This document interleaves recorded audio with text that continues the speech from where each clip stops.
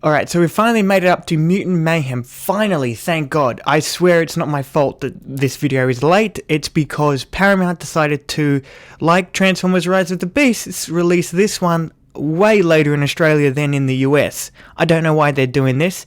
It's kind of, it sucks. I don't like it. So yeah, this movie has actually had some of the best marketing and advertising that I've ever seen for a movie ever. So on my way to work every morning, I walk across a bridge, and on this very bridge there is a painting, some artwork of this movie. It's basically a painted poster for the movie. Yeah, and as I learned recently, they did the same thing or something similar to this in New York City as well. So yeah, good job, Mutant Mayhem. This is really good, really strong advertising and marketing. But how is the movie itself? Well, actually, pretty damn good. And I'm going to start off with the action for this movie. The action in this movie is very fluid. The animation style is a lot like Into and Across the Spider-Verse, because those movies obviously have inspired a lot of newer animated films coming out, which is great. I'm loving the more experimental animation that we're getting a lot lately. The action, as I said, it's great. It's very fluid. It's very fast-paced.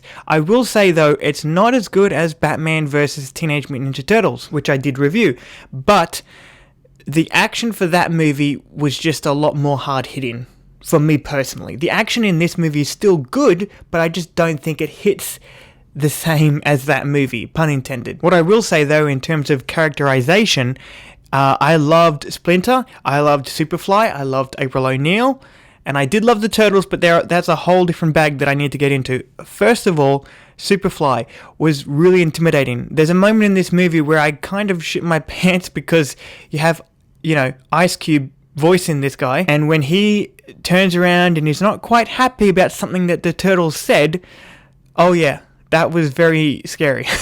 And I'm a grown man. Also, I think the choice of Jackie Chan playing Master Splinter has got to be one of the top tier best casting choices ever made for an animated film. Master Splinter also gets a little bit more story than usual. I mean, he's looking for a partner.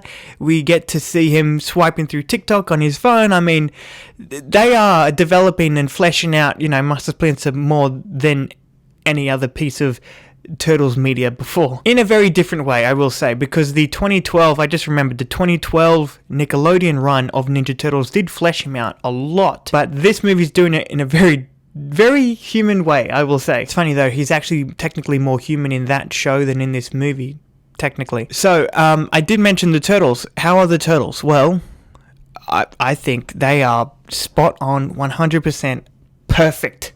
The Turtles are freaking perfect in this movie. First of all, I just have to give you guys a bit of backstory on how I've viewed the Turtles growing up. So the Turtles have always been called Teenage Mutant Ninja Turtles, but the only time that they've actually felt like teenagers to me is that 2012 Nickelodeon animated show. That was the first time where, to me, the Turtles actually felt like teenagers. Up until then, we just had the live-action trilogy.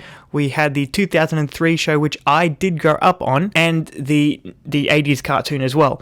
In all of those previous iterations, they just felt like Ninja Turtles, but without the teenage part. It was only until that 2012 Nickelodeon animated show that they, for the first time, felt, at least to me anyway, like teenagers. The voice cast, the animation, everything about them, the writing, everything about the Turtles for that show made them feel like teenagers in a way that the previous iterations never achieved. This one beats that 2012 animated show like by thousands of miles, in that these Turtles feel and like they are the epitome of a teenager. Not only do they actually have kids voicing the Turtles in this movie, but basically the main plot of this movie doesn't really have anything to do with Superfly, even though he's the main villain. Like, he is the threat that they have to take down.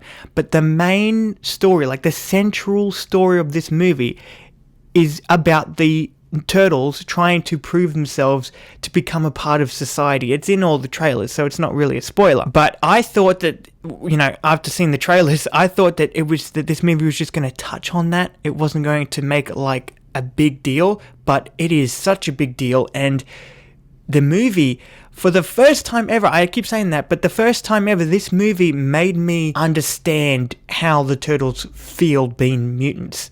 It made me want to root for their eventual acceptance and appreciation. It does a really good job of setting up how they are feeling, showing us how they are feeling as teenagers who just want to live a normal life. And I have to say, no other form of TMNT media has actually done it to this extent. I mean, you can quite clearly see that this movie is trying to be like the best Ninja Turtles movie, and I gotta be honest, it might actually be because of that fact. Because this movie makes you care about the turtles and their plight, I guess, so much, and in a very well written and constructed way that no other form of TMNT media has ever done before, at least that I've seen, and I've seen a lot. Also, Leo, like in most forms of TMNT media, is given a lot to do. He has a character arc where you actually see him become the leader.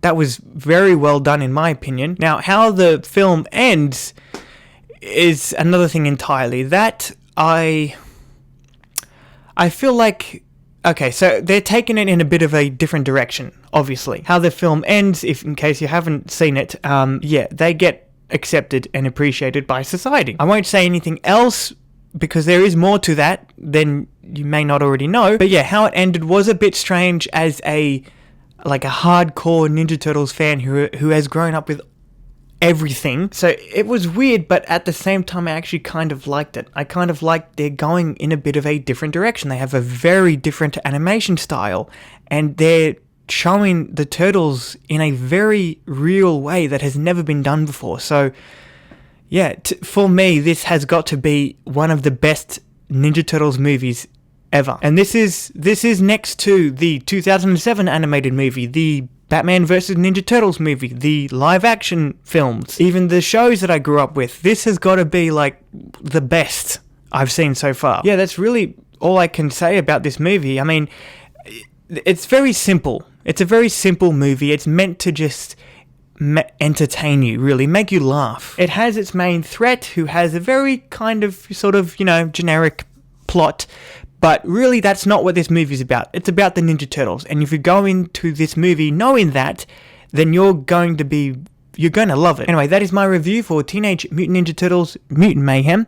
I have heard that they are going to make a 2-season miniseries as a follow-up to this movie, leading into the sequel for this movie. So a lot of cool TMNT content coming out pretty soon. Also, The Last Ronin. I don't know if you guys heard, but The Last Ronin is getting a video game.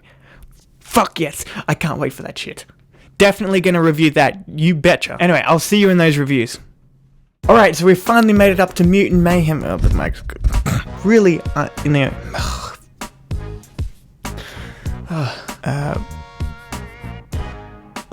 Start again. Post to my Mission Posh was another animated film that I did release. What? That I reviewed.